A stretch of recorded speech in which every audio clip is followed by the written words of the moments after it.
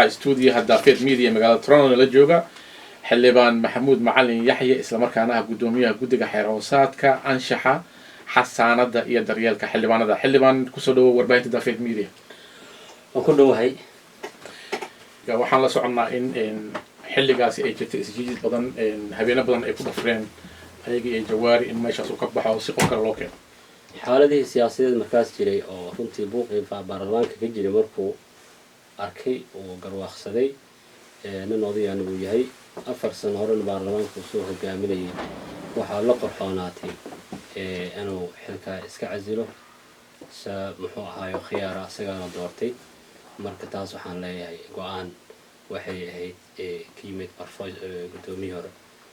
baarlamaanka golaha shacabka Soomaaliyeed. taas buuna asna cadaadiskiima ama aan cadaadisaan oran duruufihii siyaasadeed taagnaa markuu arko go'aansaday inuu iska casilo. taas waa xagaasaan ugu gudbaya. ama shaqo ma ka jirtaa baarlamaanka? waxaan leeyahay shaqo badanaa ka jirta baarlamaanka. saad ogsoontihiinba shuruucdii ugu tirada badnayd marka la eego baarlamaankii 9aad shuruucdii la ansixiyey waxaan dhihi karaa kala fadhigii inaga tagay ayaa ugu badnayd shuruucda la ansixiyey. marka waxaan dhihi karnaa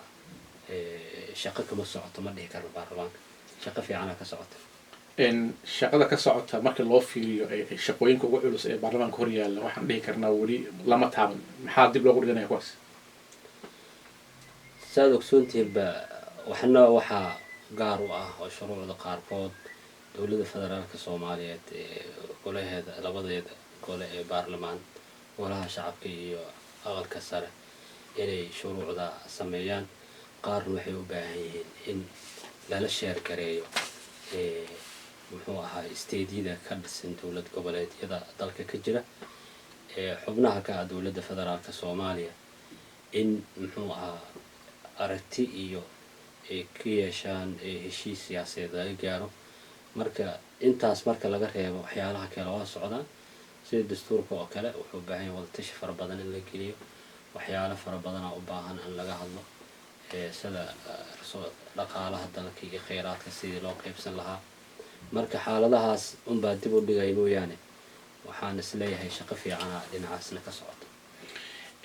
dabcan waxaa tahay xildhibaan kasoo jeeda deegaan doorashadiisu tahay koonfur galbeed. sida aynu ka warhayno koonfur galbeed waxaa ka taagan dhibaatooyin badan oo isbiirsaday. haddana weli dhinaca dib u heshiisyada tan iyo markii ay dhacday doorashadii dhaweyd maxaa la ahaa cabdicasiis laftigaran uu badiyey waxaa dhacday in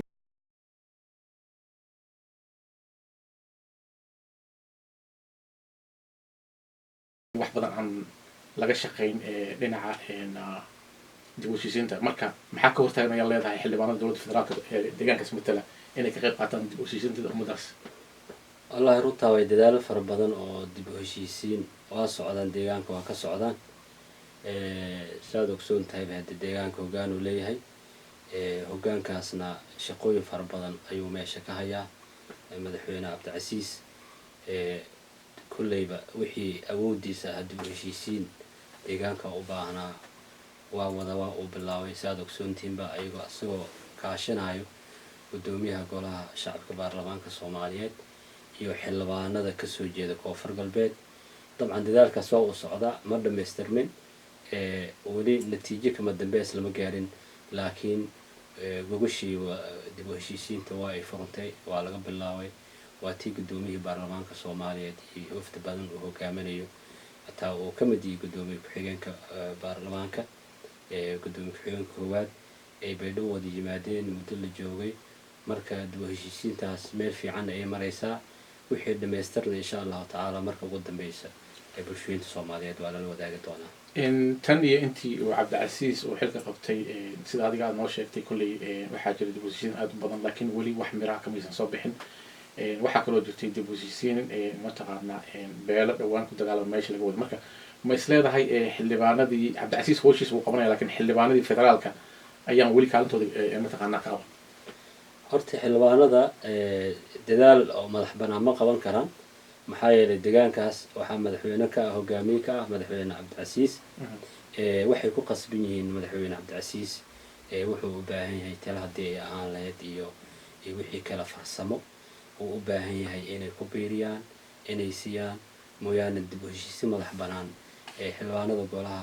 baarlamaanka soomaaliyeed ay meesha ka qabanayaan ma jiri karaan. laakiin mar walba waxaan ku qasbanahay inaan dhiirigelino maamulka meesha ka jira hoggaankiisa inaan dhiirigelino talooyinka ay nooga baahdaan inaan siino intaasna waa la sameeyaa. xildhibaan sidaynu la soconno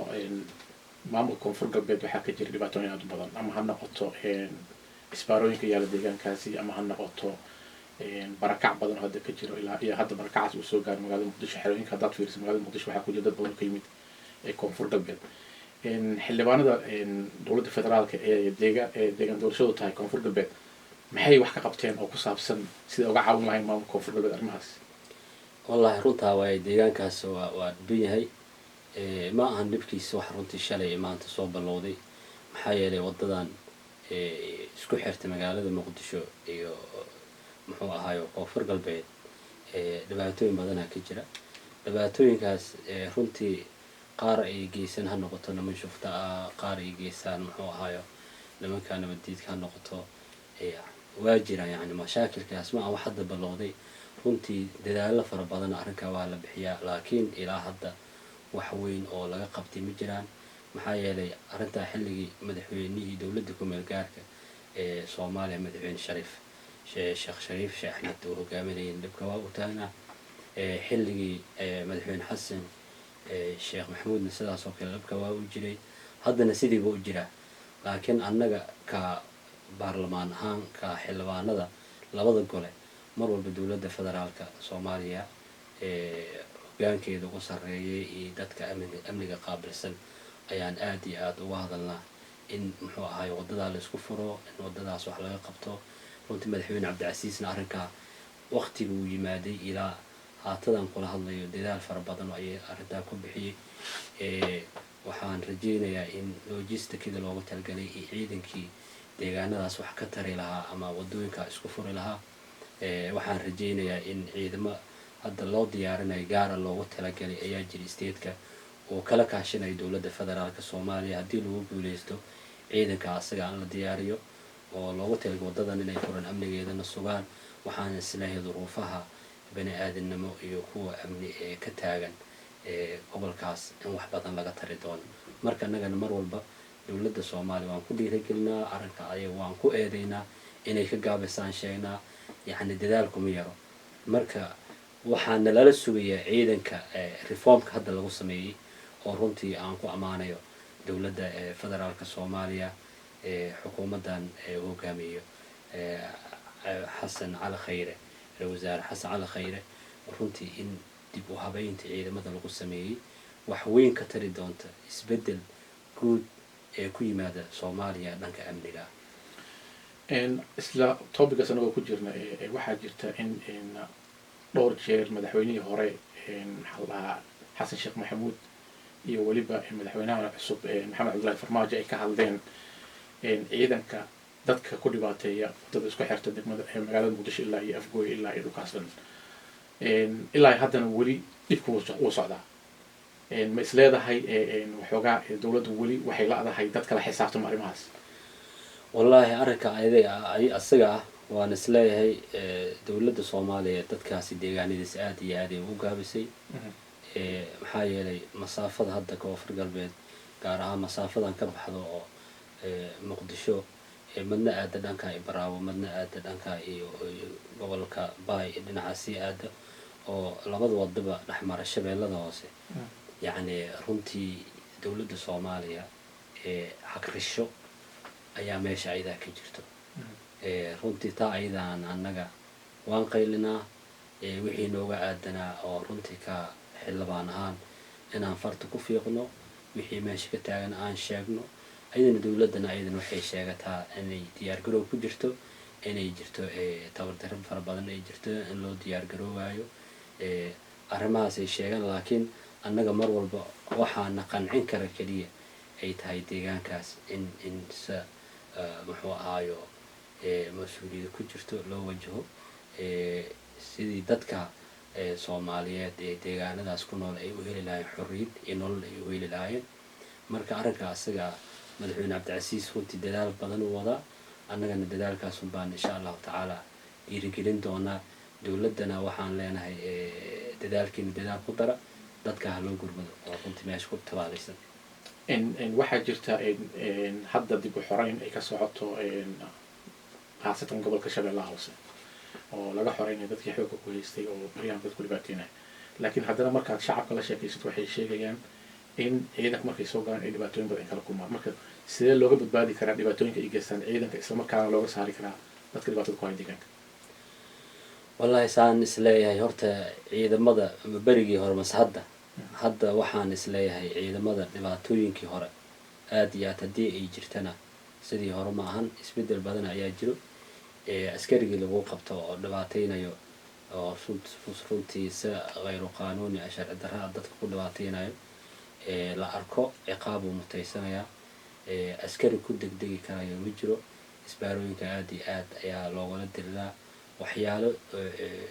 gacantuugalaysi oo dhuumalaysi la sameeyo waa dhici karaan laakiin ciidan soomaaliyeed oo meel intuu soo galay oo dhibaateeyo ilaa hadda aniga shaksiyan hadee ma ogin wixii jiran insha allahu tacaala oon duruufta ayaa lagu daawey lagu cilaajin doonaa lagu xallin doonaa aan usoo gudubnay dhinacan iyo khilaafka udhexeeya dowladda federaalka iyo maamul goboleedyada in madow waxaa taagnayd in khilaaf udhexeeya maamul goboleedyada iyo dowladda federaalka laakiin dadka intooda badan waxay farta ku godaan in khilaafkaasi uu salka ku hayo shuruucdii loogu talagalay in lagu kala badbaadiyo fulinta iyo mataqaana maamul goboleedyada waxoogaa inay meesha ay ka maqan yihiin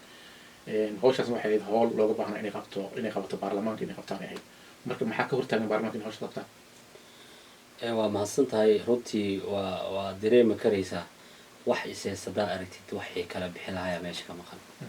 marka isaysigaas waxaa asal u ah runtii dhamaystir la-aanta dastuurkeena uusan dhamaystirnayn shuruucdii loogu talagalay oo federaalka ah ee dalkan loogu talagalay in lagu hogaamiyay maxaa yeelay dalka wuxuu qaatay system federaal oo qaatay marka shuruucdiina ma dhamaystirna lama hayo marka waxaa iska hor imaanaya marka saad ogsoontahay dastuurka wuxuu ogolaanayaa ilaa dastuurka laga qabaytirahayo in sid walba sharciga iyo dastuurka u yaala inuu ku dhaqmo marka waxaa isdiidan shuruucdiyaa isdiidan ilaa taas laga xaliyana waxaan aaminsanahay khilaafkaas inuu jiri karo marka hadda dabcan saad ogsoontihiinba waxaa aada iyo aad muddooyinkii lasoo dhaafay dadaal fara badan lagu bixinayay sidii loo dhamaystiri lahaa dastuurka waad ogtahay baarlamaanka labadiisa gole wuxuu u xilsaaray guddiga la socodka dib u eegista dastuurka marka guddigaas howl fara badan uu qabtay runtii sheekooyin badan uu wadaa waxaan rajaynaynaa muddooyinka soo socda in la dhamaystiro golaha la horkeeno la ansixiyo markaa laga bixi doono ishaysaga iyo isfaam la-aanta ka taagan dowladda federaalka iyo maamul goboleedka xildhibaan su-aasha aan jeclahay inaan arrintan kaawadi waxay tahay inta badan waxaa la sheegaa in xildhibaanada aysan shaqo qaban haddana markaad fiiriso golaha wasiirada iyo wasiirada ku-xigeenka markaad fiiriso haaf xildhibaanadu waxay ku jiraan golaha wasiirada ku jiraan marka qofkii la xisaabin lahaa iyo qofkii wax xisaabin lahaa isku qof ay noqdaan yaa xisaabinaya dowladda masakeed horta saad ogsoon tahay xildhibaanka xil uu qaban karo aan ka ahayn wasiir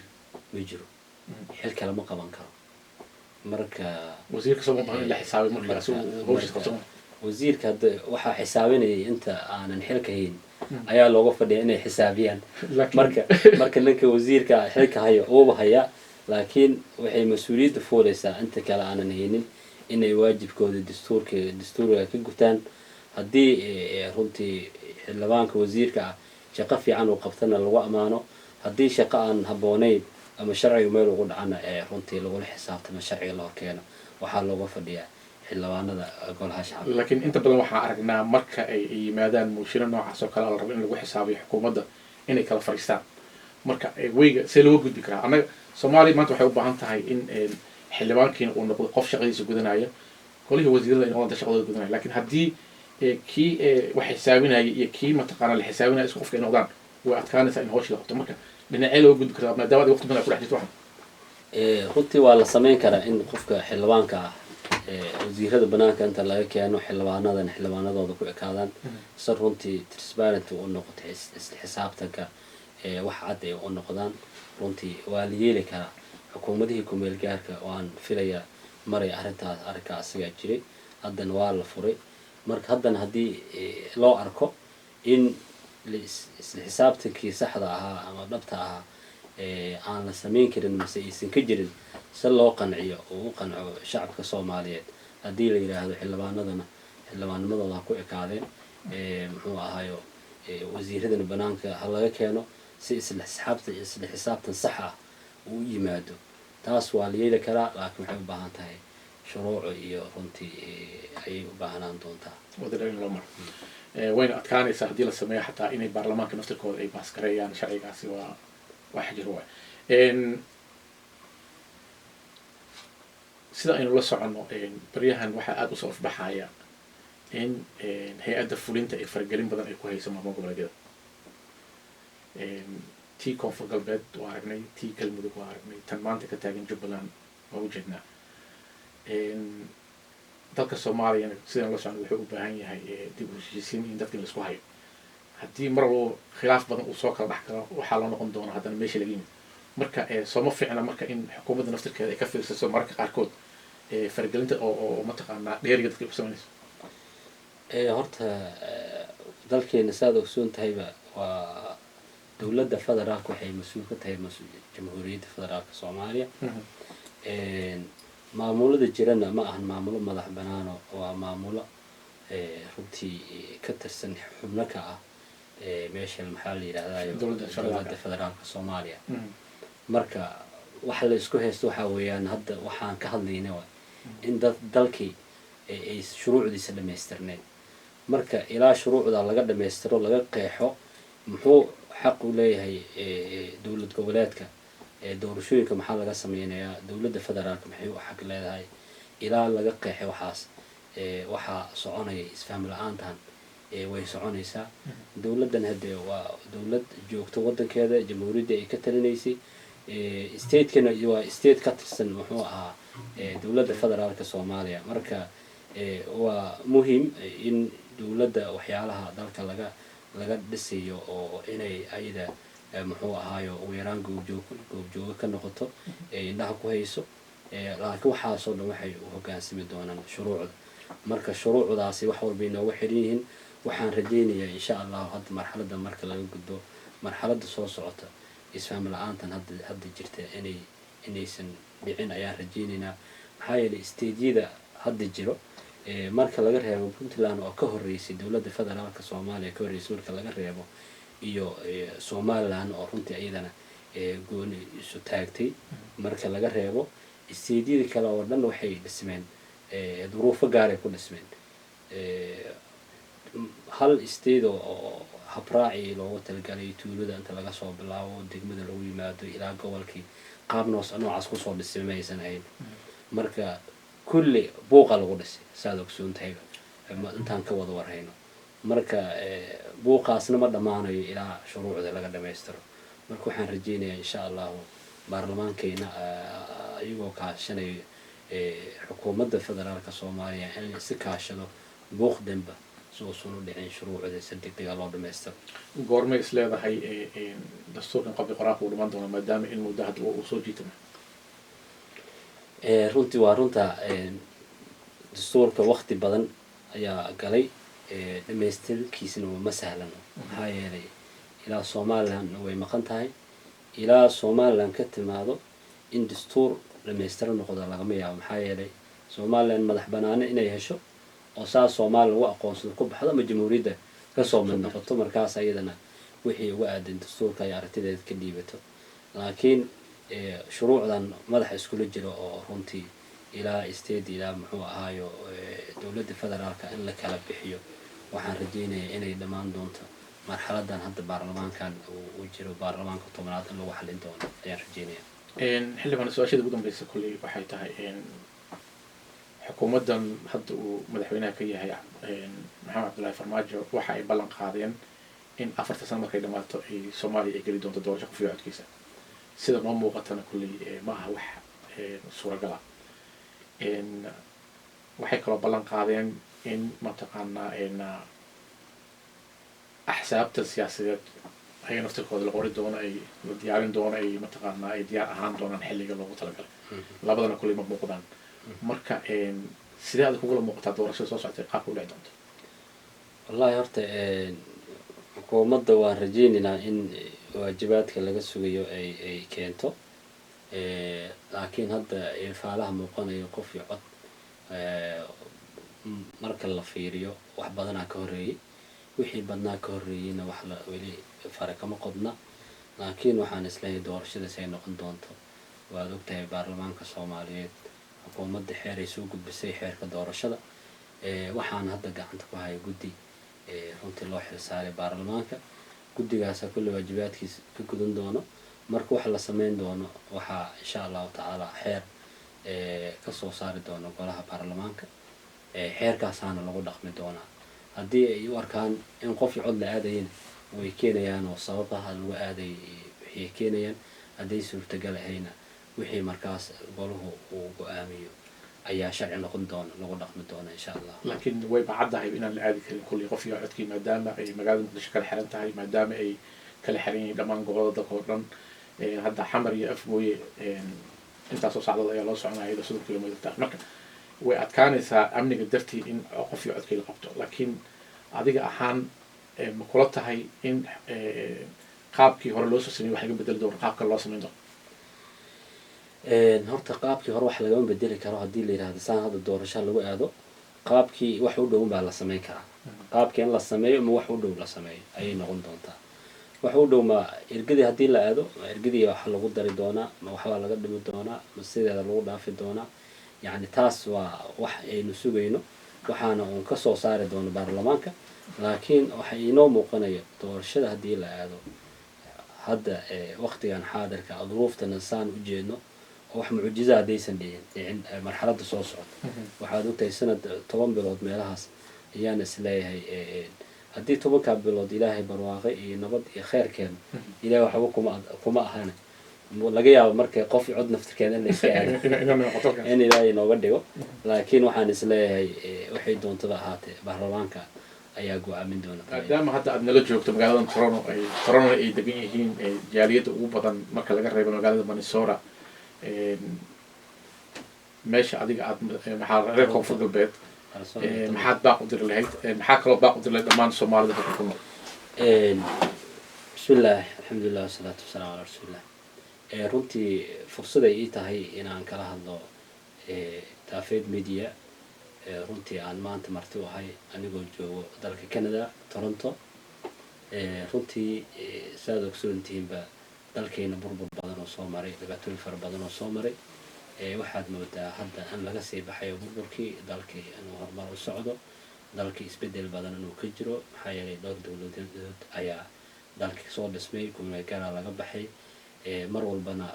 sanadada ayaa la isugu warwareejinay muxuu ahaayo dowladnimada waxaad moodaa dimuqraadiyadii saxda ahayd dalkeena inay ka bilaabatay marka waxaan baaq u dirayaa shacabkeena Soomaaliyeed meel walba uu joogo in muxuu ahaayo wadajira wax lagu qabtaayo dadka dibadda jooga badana waxaa laga yaabaa waxyaalaha dalka ka jira xogaal fara badan inaysan u ahayn lagaba yaabo in taageerada meeshii muxuu ahaayo u baahanaa markaa dawladda ugu baahanayd inaan la siin marka dawladnimadana waxay micno ku yeelanaysaa horumar ku gaaraysa anagu hadda dawladeena Soomaaliyeed mase xaaladda maanta aynu marayno mucaaradnimo uma adkaysan karto dawladeena maxaa yeelay waa curdun dawladda systemkeeda markuu fariisto ay dhisanto markaas waa la mucaaradi karaa wax badan waa laga sheegi karaa laakiin hadda wixii la toosinaa in la sameeyo wixii kale oo wax burburinaya inta laga daayo hadda Facebook-yada wax markaad aragtid waxaad arkaysaa dagaal oo caadi iska joogta marka waxaan u sheegayaa dadkeena Soomaaliyeed meel walba ay joogaan dawladeena haddii ay ahaan lahayd federaalka iyo isteedida hadday ahaan lahaayeen waxay u baahan yihiin kulligood taageero u baahan yihiin taageero siyaasadeed u baahan yihiin taageero dhaqaale u baahan yihiin taageero dadka moraal ahaan la taageero u baahan yihiin marka waxaan ugu baaqayaa gaar ahaan dadkeena runtii ka soo jeeda deegaan doorashadeeda koonfur galbeed koonfur galbeed sidaad ogtay duruufo gaar ayay leedahay maxaa yeelay meel go-doonsan meeshaas waxay u baahan tahay in cadowga laga xoreeyo waxay u baahan tahay dadka deegaanadaas horumar iyo nolol loo sameeyo adeegii bulshada la gaarsiiyo maxaa yeelay waa maamulkii labaad way hadda madka hadda jira madaxweynihii hore shariif xasan sheekh aadan meel micnada wuxuu soo gaarsiiyey hadda madaxweyne cabdicasiis markuu yimidna asna de meel uu gaarsiin doono meesha hadda ay joogto waa meel ka fiican waa haddii aan taageerno aan gacan siino aan la talino oo talooyin wanaagsan dhaqaale iyo muxuu ahay siyaasad ahaanba loo taageero marka waxaan ku talin lahaa in la garab istaago maamulka cusub garab istaagaas ka fiican in la mucaarado oo meeshiisa lagu hayo marka intaasoo dhan waxay noqonaysaa wax anaga keyd inoo noqonayo qofka maxaa yeelay maanta haddii la yidhaaho wax fiican baad suubisa hore u soco oo garab loo noqdo wixii ka khaldana la yidhaahdo waxaan saani ku qurxoon yihiin si waafaqsan sharciga waddanka waxay noqonaysaa berri qofka kale xigi doona imaan doona inuu meel fiican oo meesha dala joogo meel ka fiican ugu yimaado marka soomaalida guud ahaan waxaan kula talinayaa waxaan sida aan ka wada shaqeyno wax burburin waa la arkay burburna waynu soo aragnay waa kan maanta dunida adduunkana farxadkeenu uu joogo marka waxaan ku guuleysan karnaa wadajir iyo madnamo iyo wada shaqeyna lagu guuleysan karaa marka waxaan ugu baaqayaa dowladnimo wacan iyo insha allah dimuqraadiyadda dalka inay horumarto xildhibaan aad iyo aad mahadsantahay waqtiga qaaliga guuleyso